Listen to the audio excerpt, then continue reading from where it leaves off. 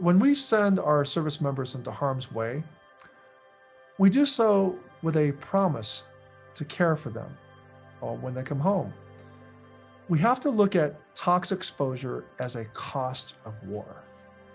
The Honoring Our PACT Act finally recognizes that fact. The Honoring Our Promise to Address Comprehensive Toxics Act, or PACT Act, will provide healthcare for potentially as many as 3.5 million veterans exposed to airborne hazards and burn pits. It will streamline VA's review process. It will finally concede exposure to airborne hazards and burn pits. It will also require medical exams and opinions. The PACT Act will also establish a presumption of service connection for 23 respiratory illnesses and cancers related to burn pits and airborne hazards exposure. It will create a presumption of exposure to radiation and expand Agent Orange exposure and added hypertension and MGOS to the list of presumptions. It will require VA to standardize training to improve claims processing and conduct outreach to veterans who are likely exposed. And finally, it will improve data collection between VA and DoD and commission studies.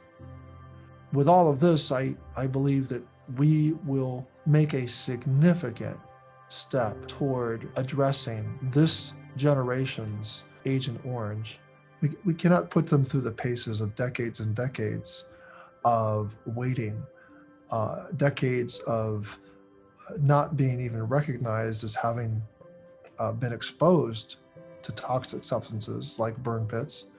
That we have to recognize that the health effects that linger on our veterans after they leave their uniforms behind, that these constitute the cost of war, that we cannot just think about the cost of war being the weapons, the vehicles, the airplanes, the fighter jets. We have to think about the health after effects on our veterans as the cost of war, and really fully calculate that in and keep our promises that our nation will take care of those who have borne the battle.